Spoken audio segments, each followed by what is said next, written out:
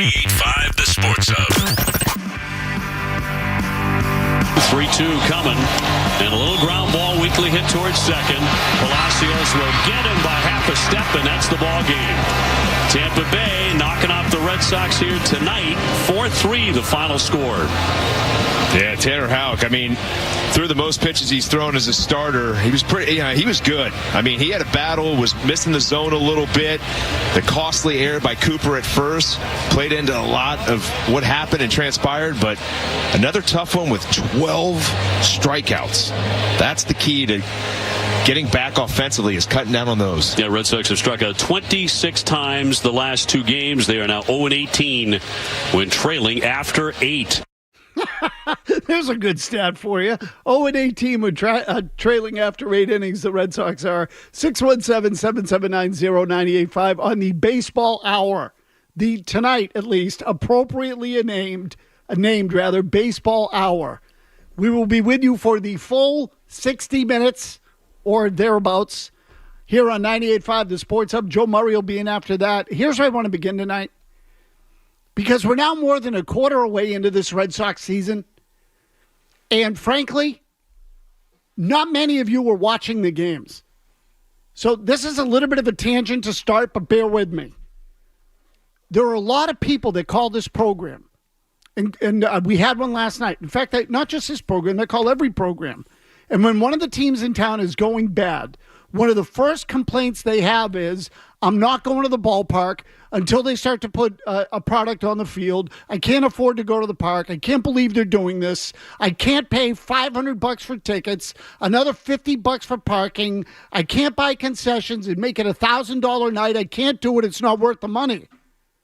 To which I say, fine. No problem. I get it. That's your choice. I can't speak to someone else's financial situation. I have no idea. So whatever it is that you feel about going to the ballpark, I get it. Totally understand. But the more telling statistic, if that's what we want to call it, the more telling measure of what's going on with the Red Sox to me is the TV rating. And this, I think, has always been true. And the reason I say that is, in many cases, it doesn't cost you anything, or it doesn't cost you nearly as much as it does to go to the ballpark to sit on your couch and watch it. If you're interested, if the product is good, you will watch it. So it's not about giving the Red Sox your money. It's about giving them your time. And in the early part of this season, particularly with the Bruins still in the playoffs, second round, Celtics just having won in the second round and now going to the conference finals again. Particularly now, the Red Sox are fighting for market share, and when they're not good, they're going to struggle. And yet, I can tell you still, the numbers for the television ratings are the lowest I've ever seen them. The lowest I've ever seen.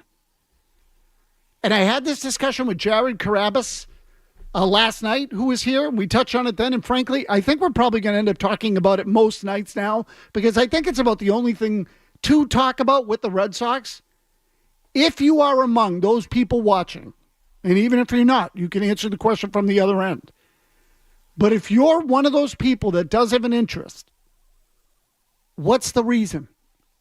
Why are you watching? Are you watching because you want to see them develop the young players? Are you watching because you think they're going to the playoffs? Are you watching because you just have nothing better to do and you like baseball, or you're that much of a hardcore baseball fan? Because I think largely those people don't exist anymore. Let's face it. So last night, just to give you an example, okay, on the television ratings, the Red Sox, by standard metrics, and I say standard, traditional metrics, drew a 1.6 television rating. 1.6. Now, again, they were going against the Celtics, who were playing to clinch their series against Cleveland, although it was kind of a dog game. Frankly, it was a competitive game, but the Celtics didn't play well. There's no drama or uncertainty in the outcome of the Celtics game. We all knew that all the Celtics had to do was put together a few good minutes. They were going to win that game. The Red Sox did a 1.6. And in terms of the the male demographic, which is age 25 to 54. And you've heard us talk about this before, and it's a noteworthy point. When you look at the male demo, the Red Sox did a 0.25 last night. 0.25. Now, a lot of you don't follow television ratings, and I don't blame you. It's sort of an inside media thing. But to give you some context, when the Red Sox won the World Series in 2007, their television rating on average was a 12.0. Astronomically large number for a local television broadcast, particularly of baseball. But in any case, 12.0 on average for 162 games. That is a freaking whopper of a number. A whopper. Now they're doing a 1.6. Okay, so what is that? That is 1/9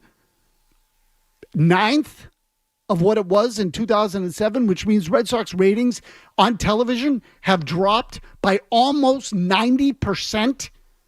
By 90% in, call it, 15 years-ish. 15 years. Now they're not good. And Carabas and I did this last night, and I'll do it again. When you look at the roster, you say they're building. Okay, tell me with who? What are you watching for? If you're watching, what is it that draws you? And or that would draw you? When you look at it, what type of lure are the Red Sox to keep you going? Now, Jared, we were discussing this last night from the negative. Jared said last night he has a hard time with it, as do I. Which is why, frankly, I'll talk a little bit about the game tonight, but there was really not much of a reason to do that anymore because none of you are watching it. Most of you aren't. You're seeing a highlight here and there, and I told you, I sent a couple of messages out in recent days. Some I did by text, some I did by phone, and I tried to connect with some people who've been around the team, mostly media people, just to ask them what of interest is going on with the team. And you know what they told me? Nothing. That there's really nothing of consequence or of interest going on with the team. What we would consider interesting in the past. And you know what? That's not even fair because in the past we would talk about anything and everything. The Red Sox were so popular. The sport was so popular that you could delve into anything. We used to microanalyze the lineup every night and wonder why some guy was in and some guy was out. Can't do that anymore. Even if they have a good year, what does that mean? You tell me. What does it mean for them to have a good year? And if the answer is, well, if their young pitching is pretty good at the end of the year, that's a win. That's a pretty low bar. There are no expectations for this team on the field. And when I say no expectations, I mean good or bad. I don't think anybody really cares. I think that Red Sox could be 5 games over at the trade deadline, and I'm not sure that they would add. They could be in the playoffs at the trade deadline. I'm not sure they would make any sort of substantive acquisition. Are you? I don't think they care about this season at all. If they did, they'd have put a better team on the field. So do we really think that let's just say you're one of those people that thinks they could sneak into the playoffs. If you believe that, do you think they're going to trade away a prospect at the trading deadline to help this team in the short term? Because I don't. I think that's off the table. I don't think there's any chance.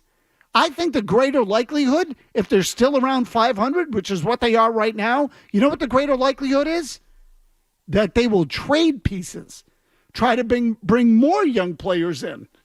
Because this is the ultimate long-term season. They really haven't invested anything in the short term. So what? All of a sudden they're going to play above their heads and they're going to go out and get help, and I mean real help. I don't mean Tristan Casas coming off the injury list or some 4A player that was put on waivers that they can get for a rosin bag and some dirty socks. I mean a real trade. I don't see it. I don't see them doing it, even if the team overachieves, which is kind of sad. So the reason the rating is where it is because of that. Because you know it. So I could try to sit here and sell you the 2024 Red Sox, but the fact, and I don't want to, by the way, because I don't believe in them either. But I could do it and not believe in it, but I don't, and I can't. So what would possibly draw you to this team? What, and maybe the better way to ask it is what I asked earlier. What would constitute a successful year? What would make you look at them and say, oh, that happened? Now I'm interested. And when I say that, I mean something good. Something bad happens, the manager gets fired, you'll be interested, you'll read about it. You want to know what Cora has to say, you want to know what the organization says. It'll inspire anger. What inspires confidence, hope? What would make it a successful year? Seriously, I ask you that question. What would make it a successful year? And I'm asking, and you say, well, yeah, Maz, what do you think? Honestly, I don't know. I don't have an answer for you. I don't. I have no idea what would make it a successful year at this point. Because you know what? Well, I'll tell you what, I'll save it. I asked that question to Carabas last night. When we come back, we'll play for you what he said. I see a lot of you lined up. We'll get to your calls. Because, again, I can't talk about the games. None of you are watching the games. And I don't say that as an accusation. I don't blame you. If there's something dramatic that happens in one of the games, then we're going to talk about it. But until that point, this is the discussion we're going to have about the Red Sox all year long. All year long. And I'll talk about it with you until I'm blue in the face. I'll pass out right here in the studio, Jimmy, if I have to. Because there is no other story. There are 1.6, which on the Richter scale might as well be a 0.0, Mr. Blutarski. 617-779-0985. We'll get to your calls when we come back on the baseball.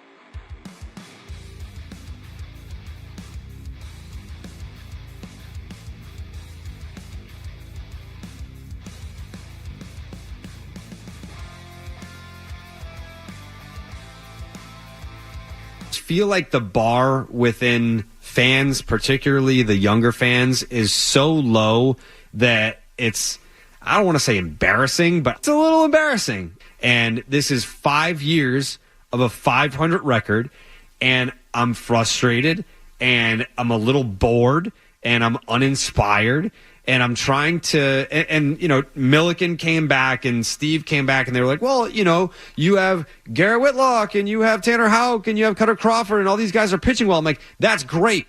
But they just had a stretch where the ERA was like 3.30 and they went 1-6 or something like that because the offense stinks. I'm like, you know, I'm sitting here watching these 4A lineups get trotted out, and that's great. I do enjoy the pitching performances. But if you're a fan and your mindset is, well, I've lowered my expectations. It's baseball season. I'm just happy to be watching baseball, and I'm happy to see, you know, these young starters are turning a corner and they're pitching well. I'm like, that's great and all.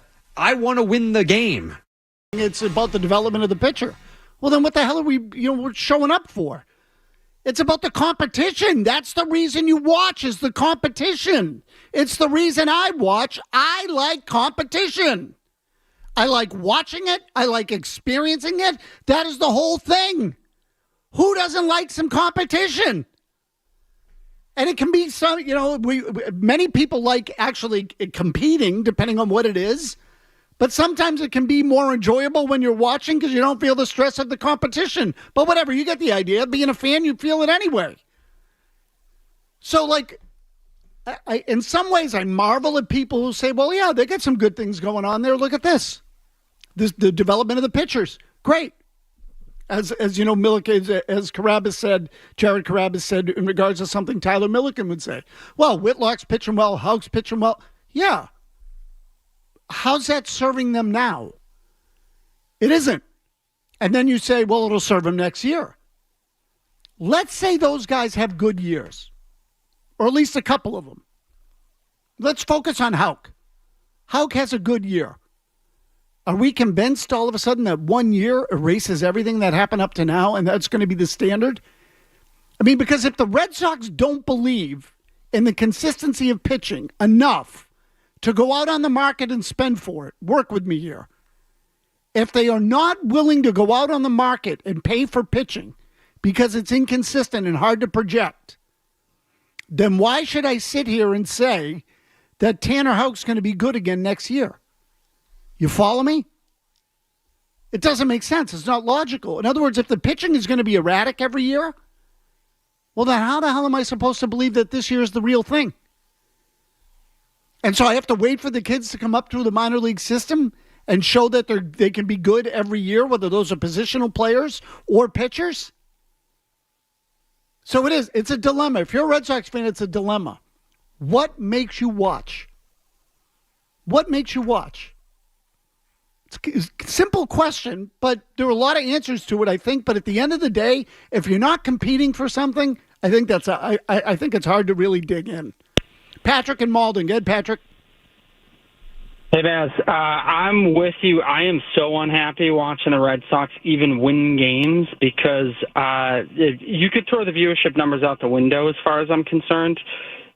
They've taken this game from the fans who actually care, and John Henry sold it to the Red Sox experience. I'm watching these games half the time on ESPN Gamecast because I don't want to pay $30 a month for the NESN BS products, and the people who actually built this experience are being taken advantage of by Fenway Sports Group, and they're selling it to those who made it. And I'm about to become a Mets fan because I'm tired of it. Okay, Patrick, I'm going to let you go there. So here's what I would say: like you say, you're being taken advantage of.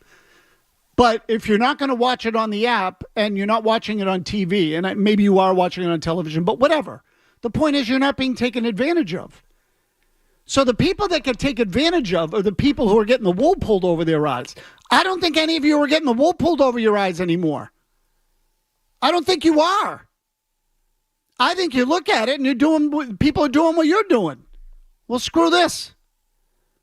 They're not watching is my point. And I'm not blaming you for it. Martin in Texas. Martin, what do you got? Hey, Tony. I got I don't think that they're going to do anything at the deadline or anything like that. And if they're not, they don't have anything to add at the deadline with. Like, that's how uninteresting they are. They have Casas, Bayo, and Devers, and one of those guys plays every 5 days, and the other one is on the 60-day IL. So it's like, even if they wanted to help the team, which they don't, they can't do anything about it this year anyway. Well, see, so Martin, that's sort of my point, is that, again, if the deadline comes up and the Red Sox, by some miracle, are actually in the race, and they're, let's just say, 5 or 6 games over 500. Right now they're 500. This is basically where they're going to be all year long. And I'm going to look up the playoff standings right now because I haven't looked because, frankly, I don't believe in them. How could you? I think most people don't believe in them. So the wild card standings right now, let's see. The Yankees are leading the division. So you got your 3 division leaders, the Red Sox are 2 games out of the wild card. They're the first wild card team that's not in. Okay, Minnesota's in at 24-19. The Red Sox are 2 games behind the Twins. So guess what? They're in it. Does it feel like it? Do you believe in them? Does it make you want to watch? And the answer is no. So, again, to your point, at the trade deadline, what are they going to give up to make any sort of substantive deal? Tyler O'Neill? Well, then that takes a bat out of their lineup. They need a right-handed bat as it is. So if they trade him, well, then they never cared about this season anyway, and I think we all feel they don't. They really don't. So again, what incentive is there for you to watch? What incentive? Ray and Revere. Go ahead, Ray. Hey, Tony, I'm not watching, and I've concluded this is a bridge year, and it's nothing they can do to get me watched this year. Because Ray, I'm going to stop you for 1 second. This isn't a bridge year. It's been a bridge 5 years. Okay? It's been a bridge 5 years. The reason why the rating is where it is now, and I'm talking about the TV rating, is because this has been going on so long that people look at it and go, well, I'm not even going to watch. Until you give me a reason, I'm not even going to watch. It's not a bridge year. It's a bridge half decade. That's what it is, Ray. Yeah, Tony. Been doing for years, so they won't add. They'll be selling at the deadline. And Tony, they're not going to start the service time on these 3 studs they have in the farm system. So what I'm really paying attention to is if Breslow is actually a competent general manager. I mean, John Henry's done something remarkable. He's fired 2 Hall of Fame general managers, literally Theo and Dombrowski. And most of these good young players that they actually have now are Dombrowski guys. Okay, so trading Chris Sale and paying his salary to win. Okay, so Ray, I'm going to stop you again. Stick with the Breslow point. Let's say Breslow is a good general manager. Tony. Breslow, hold on. Ray, how long is it going to take before you know if Breslow's a good general manager? I'm looking at this draft pick they make in June. They only seem to be confident in drafting center fielders and shortstops. They don't have power arms or power bats because they're afraid. They don't have the skills. Ray, how long will it take before we know that Breslow is a good general manager? It'll take a couple years, Tony. I need to see how he drafts and what kind of players he develops. Okay, right. So now we're talking another 3 to 5. Sorry, and I'm not trying to be a dick to you.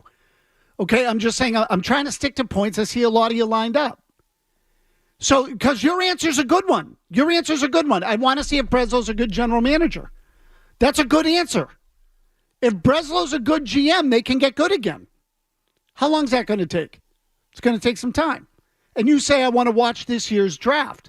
Okay, even if they draft the guys you want, we're not going to know if they can play for 3 to 5 years. Let's call it 2 to 4.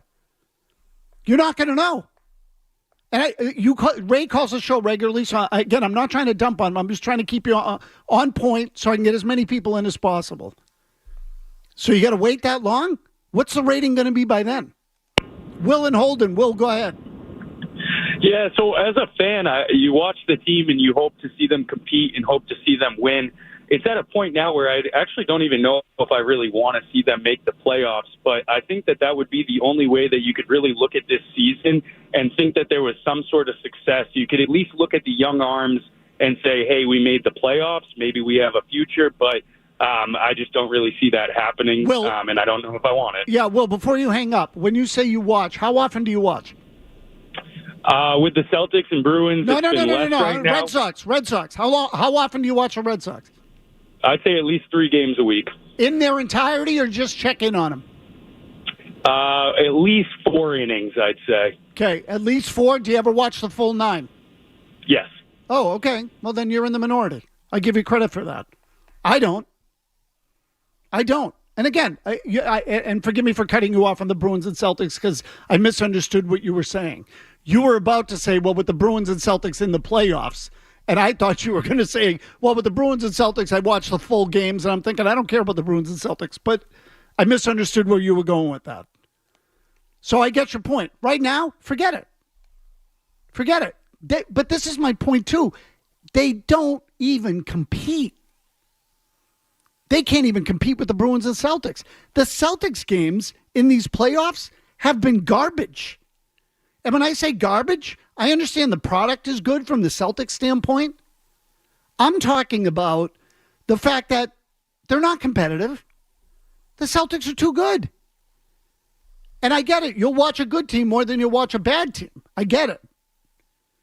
But I don't think the Red Sox are really going up against that stiff a competition. They can't compete with the product they're putting out on the field. Their product's not good enough to suck you away. Even in the second half of a Celtics game, they lead by 30 points. It's just not. So the people that are watching, God bless you. I give you credit. I do. I find it painful. And there are things that I will watch in these games that do interest me. I like watching good pitching. When Tanner Houck pitched that Sunday night game, I was compelled. I thought it was good stuff. I enjoyed it. There aren't enough of those. And certainly not enough of those to pull me away for other things I'd want to watch first, which is really what it comes down to. And I understand it's my job. But at the end of the day, you have choices. You can either watch something on Netflix, watch the Tom Brady roast. So, there's a good example. The roast of Tom Brady or a live baseball game. Not even close. Not even close. And again, it's not like Tom Brady was on network television. It was on Netflix. Not even close.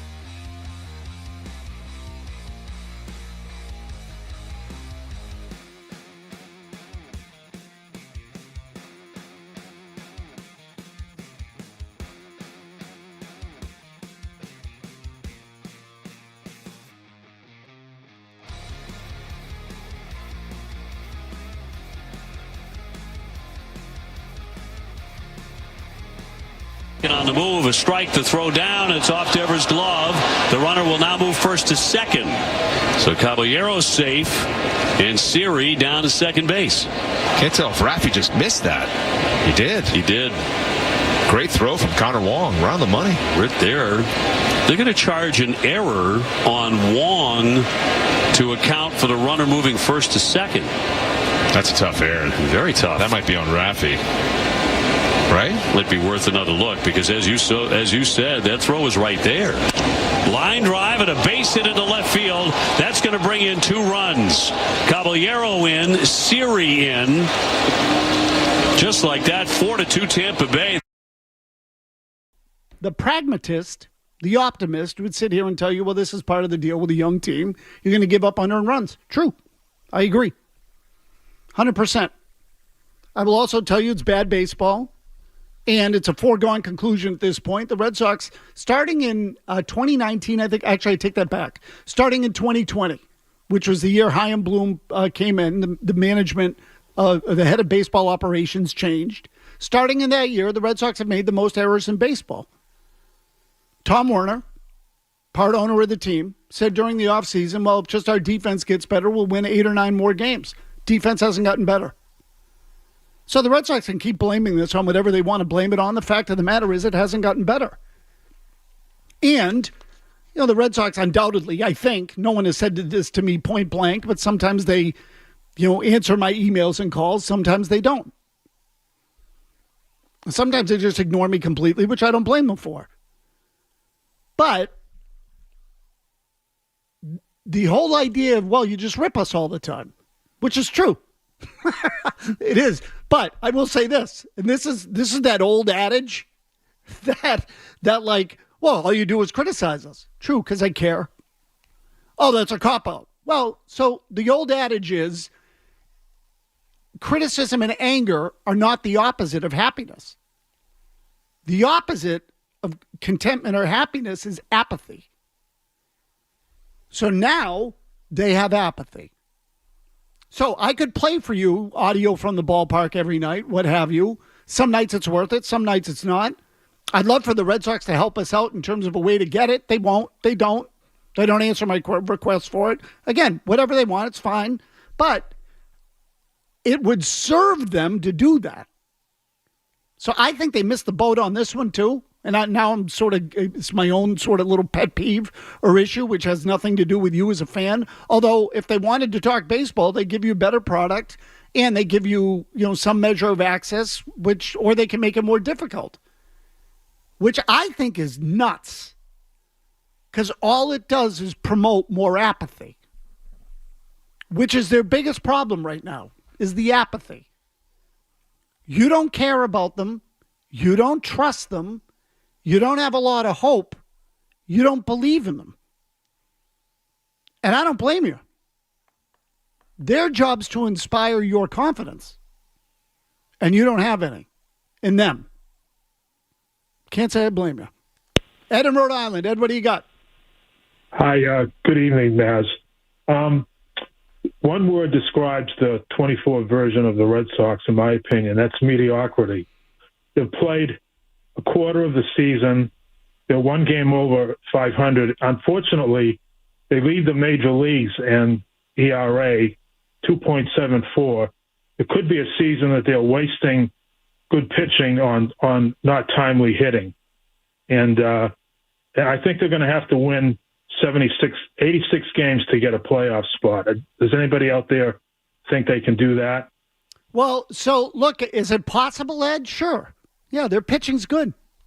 Their pitching's good. But and again, you're right. They're number one in the majors in pitching, which, again, if you think of that, and nobody's watching, they're the best pitching staff in baseball based on the numbers. And nobody believes in them. How many times were you told over the years, pitching, more pitching, you need more pitching, you can never have enough pitching. Now they're getting it, and no one believes. And again, I'm not criticizing you, the fan. I find that to be a hard thing to do. As an organization, you have the best pitching staff in the majors, and your fan base doesn't believe in you and they don't care. Think of that. What does that say about the damage that has been done to the relationship between the franchise and the fan base? So if people want to blame me, fine. I don't think I'm the problem. I really don't. Believe me, I'm happy when they're good. Ben is in a car. Ben, go ahead. Hey, Tony. Yeah, so I have no confidence in the Fenway Sports Group. The Red Sox are just another stock in their portfolio. Their goal is to make as big of a profit margin as possible to fund their other endeavors. And as long as you have rich college kids and tourists coming and bankrolling, that it's not going to change, because what's the incentive? That's what I got to say. Yeah, so, Ben, I don't totally agree with that, and I'll tell you why. Because, again, I get what you're saying from a money-making standpoint, that the ballpark attendance, can still be maintained, at least on some level, because tourists are going to go to the ballpark. That's fine. TV ratings are getting freaking hammered. Hammered. And NESN is important to their business model. So who's watching? The out-of-towners can go to the game when they come into town. They might as well treat Fenway like the Old North Church. This is where Paul Revere hung the lanterns. You might as well. It's a museum. It's a historical site. That's great. Bostonians want to go to a baseball game to see competition. The jackwagons from the rest of the country want to come in and see the ballpark. Ooh, we went to a game at Fenway. Who won? I don't know. It was kind of cool. We sang Sweet Caroline. Great. Terrific. How was the competitive product on the field? It sucked. I saw them play some garbage team because my team's garbage too, but I wanted to see Fenway. Justin in New Hampshire. Oh, Justin, you there? Yeah, I'm here. Okay, go ahead. Sorry, Justin's in New Hampshire. No worries. And Maz, huge fan. Thank you for what you do, being honest. Just kind of going off the last caller a little bit. You talked about earlier that 5-year bridge. Like, what's the end game for the ownership here for John Henry? Like you said, that there's college kids coming to the games, but the NESN ratings are tanking. Like, these guys are businessmen. What's the end game? What's the future here of this team? Another excellent question. Another excellent question. Let's say Tanner Houck can pitch. Let's say, and they believe in him for the long term. Which gets into a whole different discussion, by the way, about signing your young players and retaining them. They've signed Brian Bayo, who took a team-friendly deal. They signed Ceddanne Rafaela, who they didn't really have to. I don't even know if Ceddanne Rafaela is an everyday player yet. Have they signed Casas? How much of an effort did they make him with Houck? Are they afraid to sign those guys, or are they trying to lowball them and get them on friendly deals? And is that why they haven't signed them? I don't know. So you tell me, what are they going to be in the long term? Let's say they do get good again.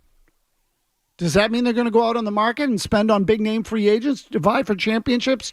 Or are they now stuck to this idea, and I say stuck to, committed to this idea of, well, we're not going to spend because we don't think that that's the way to win. Other teams can win plenty of games by spending less money. The Tampa Bay Rays and lots of other teams. They don't win championships, but the business model is good. Okay.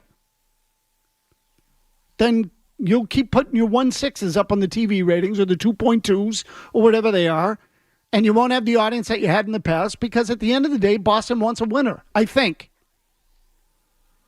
Apathy is the problem. It's the apathy. It's not the criticism. Now I'm speaking directly to the Red Sox. You guys get pissed. Now I'm talking to them directly, Jimmy. The Red Sox get pissed because they're getting beaten up. They're getting beaten up because they suck. And they shouldn't get worried about being beaten up because being beaten up means that people care. This is something that Larry Lucchino was right about. And this is why they miss him. Larry understood the importance of keeping the fans engaged. It meant something. It meant that they care. When they stop watching, then you're up the creek. Nick in Providence. Go ahead, Nick. Hey, Hey, Tony, I'm not going to lie. I've been listening. I'm kind of surprised by all the negativity with where the team is and how they're doing and kind of throwing the season away.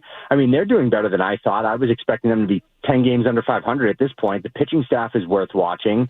I mean, they're only a few players away. I've been saying, I'm with Mike, Felger on this when you guys talk during the day. Like, don't throw the season away. Give a shot. Like, they're only a couple moves. I mean, I know they've taken some injuries. They're only a couple moves away. You get one or two good defenders, add one or two guys to the lineup. This team's in the mix. I don't see what. So, Nick, I'm going to put you on hold here just for a second, okay? Because, again, you're a hardcore. You love the team. You love the sport. And I'm not criticizing you for it. I admire it. I do. But when you say there are a few players away, and let's just say you're right. I think it's a little more than that, but let's say you're right. Because they're a 500 team. They might be a few players away or a couple players away from getting in the playoffs, but they're not a couple of players away from winning a championship per se.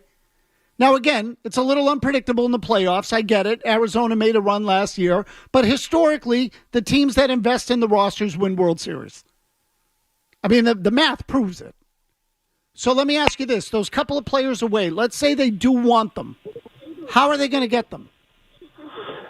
Well, you're going to have to take a shot in saying someone like a Nick York or someone that's down in the system. You have 4 or 5 guys that are down there. You can't expect that you're going to hit on all 4 or 5 guys. So you take 1 or 2 of those guys and you ship them for a chance on somebody that you know is going to contribute to your team this year. Okay, and the playoffs is good enough, Tony. Hang on. The playoffs is good enough.